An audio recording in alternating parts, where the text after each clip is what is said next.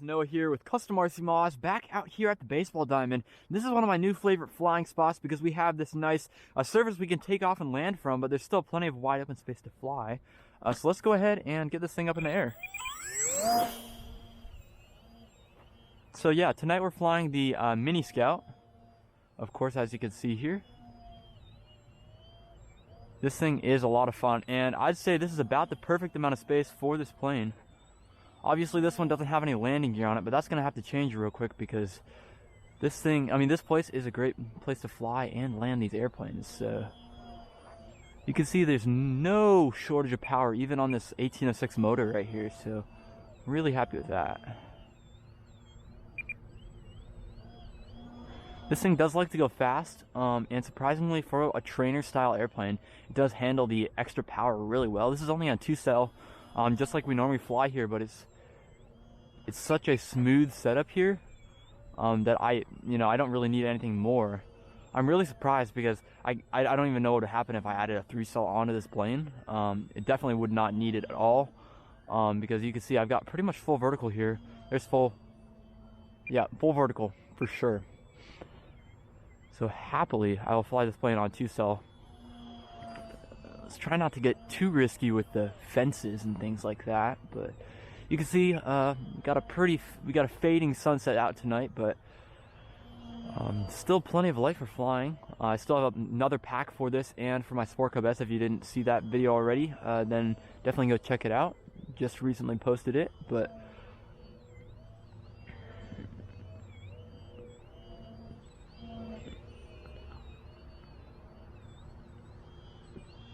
my thrust angle is not perfect on this airplane, and I can tell that because it turns no problem to the left, but it takes a little persuasion to turn to the right.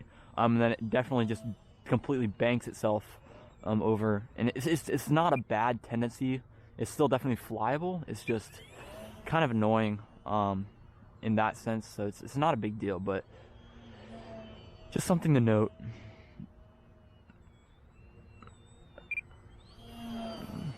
I'm gonna go ahead and walk out into the center field, I guess, or not center field, the pitcher's mound area. That's kind of what I was looking for. I never played baseball, but just so we have more opportunities for a low pass, because honestly, I don't want to get too close to these fences here, because this is actually really fast airplane for the size of it and just for the power setup that you normally think.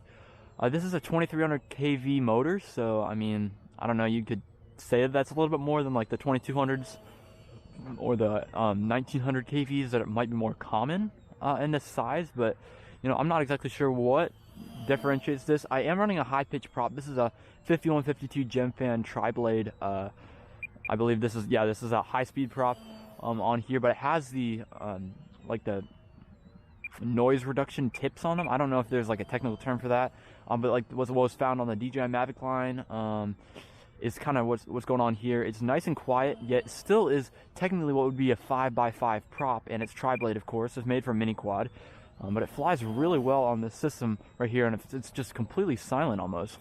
So this thing is an absolute joy to fly.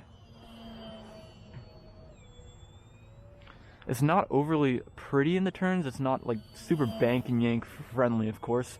So usually when you give it a little bit of rudder, it will do the rolling for you, of course. But it's not, completely perfect in that sense. So that's somewhat annoying.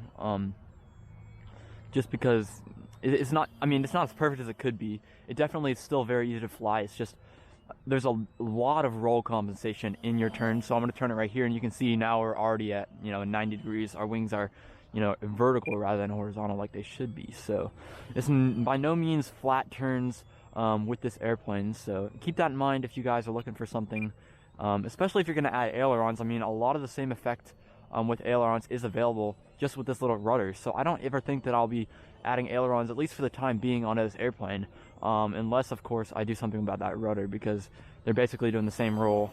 But I could see this as a nice bank and yank airplane, simply without the rudder. Obviously an extra servo is going to add weight, so doing a 4-channel build is going to be a little more challenging, especially if you're using 9-gram servos. And also you'd want to use a single servo aileron mix on there, because the wings are under camber. They don't have any place to inside, like inward mount a servo, so you'd have to kind of mount it on the underside, and that'd probably spoil a little bit of your lift if you guys want to be technical about things, but yeah, it's not a big deal. In the most perfect form, I think this airplane is just a fine 3-channel. There's my timer about to go.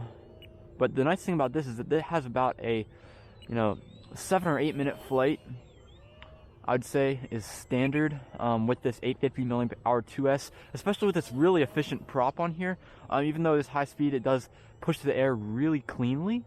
So keep that in mind when you're kind of adding on, what could contribute to your flight time. If you have a big 11x7 prop on your, larger Park Flyer airplane, that's gonna, the high pitch of the prop and the is going to kind of put more stress on the motor and draw more current.